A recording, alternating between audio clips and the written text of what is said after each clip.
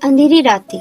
आसमान बादलों से घिरा हुआ, न चांद न सितारे। सड़क के किनारे खामोशी थी, बस कभी कभी दूर से गुजरती किसी गाड़ी की आवाज। इसी खामोशी के बीच एक लड़की लाल साड़ी में धीरे धीरे कदम बढ़ाते हुए, एक कंधे पर पर्स, दूसरे हाथ में घड़ी, आंखों में अजीब सा डर।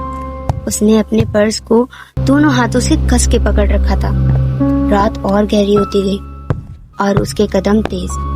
वो चलते चलते एक ऐसे रास्ते पर पहुंच जाती है जहां बहुत अंधेरा होता है और उसे दूसरा रास्ता दिखाई नहीं देता। फिर भी वो उस रास्ते पर चलती है। जैसे ही आधा रास्ता पूरा होता है, आगे और गहरा अंधेरा बढ़ जाता है, लेकिन दूर से एक हल्की सी रोशनी दिखाई देती है। वो रोशनी वाला रास्ते पर जैसे ही चलने लगती है, पीछे से कोई उसका हाथ पकड़ लेता है, एक नरम पतला हाथ। चित्रा घबरा जाती है, तुरंत हाथ झटकती है। कौन है? उसके पीछे एक लड़की खड़ी थी, वाइट लॉन्ग फ्रॉक, बालों में ग्रीन कलर का हेयर बैंड, कंधे पर छोटा सा पर्स, हाथ में ब्लाइंड स्टिक। घबराइए मत, मैं दुर्गा। आपके कदमों की आवाज से पता चला आप गलत रास्ते पर जा रही हैं। वो रास्ता आपके घर तक नहीं जाता। चित्रा हैरान हो जाती है क्योंकि वो लड़की देख नहीं सकती थी। मैं जानती हूँ आपको यकीन नहीं हो रहा होगा कि मुझ जैसी अंधी लड़की को रास्ता कैसे पता है, पर यकीन कीजिए, जिस रास्ते पर आपको रोशनी दिख रही है वो दरअसल एक खतरनाक रास्ता है। कुछ समय पहले वहाँ आग लगी थी, इसलिए सरकार ने आगे का रास्ता बंद कर रखा है। मैं आपको सही रास्ते से ले जा सकती हूँ। ठीक है। दोनों चलना शुरू करते हैं। चित्रा अपने बैग को कस के पकड़े हुए हर 2 मिनट में दुर्गा का चेहरा देखती है। उसके चेहरे पर शांति थी, आंखें बंद, चलने का तरीका धीमा पर विश्वास भरा। क्या इसे सच में दिखाई नहीं देता? मुझे सच में दिखाई नहीं देता। पर मैंने तो अभी कुछ कहा ही नहीं। हाँ, पर आपके झुमके मुझे बता रहे हैं कि आपने मुझे अब तक कितनी बार देखा है। दीदी, आपको कैसे पता मैं आपसे बड़ी हूँ? मुझे तो ये भी पता है कि आपके कंधे पर एक पर्स, पैरों में पायल, हाथों में चूड़ी और आपने एक लाल रंग की साड़ी भी पहन रखी है। वाव, मतलब आपको इतना सब कैसे पता? दीदी, आप मुझे आप कहकर मत बुलाइए। कुछ चीजें देखने से नहीं, महसूस करने से समझ आती हैं।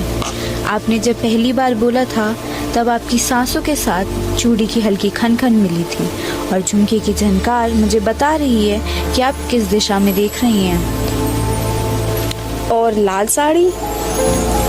लाल रंग महसूस होता है दीदी, वो हवा में एक अलग सी गर्मी छोड़ता है, एक तेज, जैसे अंधेरे में भी रोशनी का एहसास। और घड़ी? वो तो हर मिनट बजती है, आपके कदम उसी के साथ चल रहे हैं।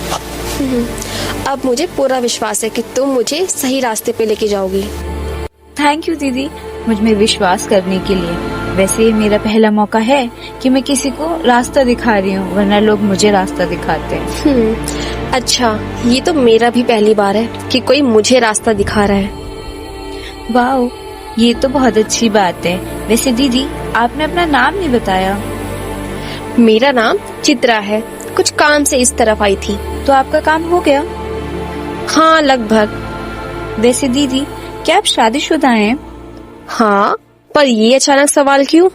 बस कोशिश कर रही थी महसूस करने की। आपको पता है, मैं लोगों को बिना देखे समझ लेती हूँ, उनके चेहरे के हर एक पन्ने पढ़ लेती हूँ। कमाल है, तुम्हें कभी गुस्सा नहीं आता? गुस्सा? पर क्यों दी? मेरा मतलब बिना देखे तुम इतना सब कुछ महसूस कर लेती हो। सोचो, अगर तुम देख सकती तो तुम्हारी लाइफ कितनी अलग होती। तब तो कुछ भी नहीं होता दी। अभी आपने कहा, जो रास्ता आप नहीं जानती थी, मैं जानती थी। पता है दीदी, मुझे भगवान पर पूरा विश्वास है कि मेरे साथ जो भी होगा अच्छा ही होगा। पर मुझे तो लगा था भगवान होते ही नहीं है। अच्छा बुरा सब हमारे हाथों में है, हम खुद अपनी किस्मत बनाते हैं। हो सकता है दी, पर सोचिए, अगर सब कुछ हमारे हाथ में होता तो हम कभी गलती क्यों करते? कुछ तो ऐसी ताकत है जो हमें समय पे रोक लेती है या कभी एक गलत मोड़ पर एक सही इंसान से मिला देती है। मैं उसे ही भगवान कहती हूँ। शायद तुम सही कह रही हो दुर्गा।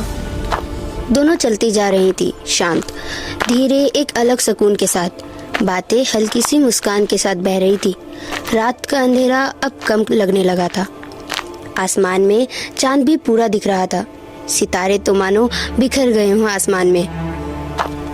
देखिए दी, आपका घर आ गया। हाँ, आ गया। Thank you Durga. तेज कदमों की आवाज, एक औरत घबराती भरी आवाज में। दुर्गा, तू ठीक तो है ना बेटा? मैं इतनी देर से तुझे कॉल कर रही थी, तेरा फोन स्विच ऑफ क्यों था? तुझे पता है मैं कितनी टेंशन में थी। और तू इस रास्ते से कैसे आ गई? वो रास्ता तो। क्या हुआ माँ?